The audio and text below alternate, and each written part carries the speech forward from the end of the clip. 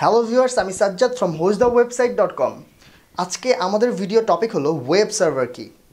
Web server কি জানার আগে অবশ্যই আপনারা আমাদের ডেসক্রিপশনে লিঙ্ক দেওয়া আছে, সেই লিঙ্ক থেকে সার্ভার কি এই ভিডিওটি দেখে নেবেন। তাহলে চলুন আমরা চলে যাই ওয়েব সার্ভার কি।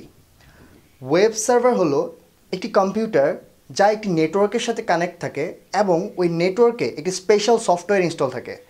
যেই সফটওয়্যারটা ওই নেটওয়ার্কে অবস্থিত অন্যান্য কম্পিউটারগুলোকে, মেইন কম্পিউটারে অবস্থিত কিছু ফাইল থাকে, সেই ফাইলগুলোকে অন্যান্য কম্পিউটারে ওয়েবসাইট আকারে শো করায়। তাহলে ভাষাটা মনে হয় অনেক কঠিন হয়ে গিয়েছে, আমি জানি। তো আমি জিনিসটাকে একদম এক্সাম্পল দিয়ে অনেক ইজিভাবে বুঝিয়ে দিচ্ছি। যেমন ধরুন, আপনার মেইন কম্পিউটার, যে কম্পিউটারের মাঝে অনেকগুলো ফাইল আছে, সেই ফাইলগুলো হতে পারে HTML ফাইল, CSS ফাইল, মানে ওয়েবসাইট রিলেটেড যেসব ফাইল, ওয়ার্ডপ্রেসের ফাইল, এগুলো। তো এই ফাইলগুলো আপনি আপনার কম্পিউটারে রেখেছেন। এখন ওই কম্পিউটারকে একটি নেটওয়ার্কের সাথে কানেক্ট করেছেন, ওই নেটওয়ার্কে আরও অনেক কম্পিউটার একসাথে যুক্ত।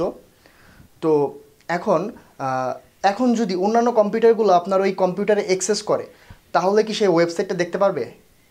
কোয়েশ্চেন হলো হ্যাঁ, পারবে, যদি ওই মেইন কম্পিউটারে একটি সফটওয়্যার ইনস্টল থাকে। তো এই সফটওয়্যারটা হলো স্পেশাল সফটওয়্যার। তাহলে চলুন আমরা দেখে নিই সেই সফটওয়্যারটা কী। সেই সফটওয়্যারটা হতে পারে অ্যাপাচি সফটওয়্যার। অ্যাপাচি একটি সফটওয়্যার যা 1995-এ হয়, এবং এরপর থেকেই এই সফটওয়্যারটি মেনলি ওয়েব সার্ভারের সবচেয়ে পপুলার একটি সফটওয়্যার। তো এই সফটওয়্যারটা কী করে? এই সফটওয়্যারটা হলো আপনার যে ওয়েবসাইটের যে ফাইলগুলো আছে, সেই ফাইলগুলোকে ওয়েবসাইট আকারে আপনাদের সামনে তুলে ধরে। তাহলে আমরা জিনিসটা হয়তো বুঝতে পেরেছি। জিনিসটা হলো আপনার একটি কম্পিউটার, মেইন কম্পিউটার, সেই মেইন কম্পিউটার অনেকগুলো কম্পিউটারের সাথে কানেক্টেড। মেইন কম্পিউটারে ওয়েবসাইটের ফাইল রাখবেন, সেই ফাইলগুলোকে অ্যাপাচি নামের একটি সফটওয়্যার থাকবে, সেই ফাইলগুলোকে, সেই অ্যাপাচি সফটওয়্যারটা আপনার ওয়েবসাইটের যে ফাইলগুলো আছে সেই ফাইলগুলোকে কনভার্ট করে আপনাকে ওয়েবসাইট আকারে শো করাবে। তো ওয়েব সার্ভার যে অনেক ধরনের সার্ভার থাকতে পারে, যেমন যে কম্পিউটারটা আপনি ইউজ করবেন ওই কম্পিউটারে যে অপারেটিং সিস্টেম থাকবে, যেমন ওই কম্পিউটারে আপনার অপারেটিং সিস্টেম থাকতে পারে লিনাক্স অপারেটিং সিস্টেম, ওই কম্পিউটারে অপারেটিং সিস্টেম থাকতে পারে উইন্ডোজ অপারেটিং সিস্টেম, অনেক ধরনের অপারেটিং সিস্টেম সেই কম্পিউটারে থাকতে পারে। তো যদি সেটা লিনাক্স অপারেটিং সিস্টেম থাকে তাহলে সেটা হলো লিনাক্স সার্ভার, আর অথবা সেটা উইন্ডোজ সার্ভার, এরকম হতে পারে। সেটা উইন্ডোজ 2003 সার্ভার, উইন্ডোজ 2007 সার্ভার, এরকম।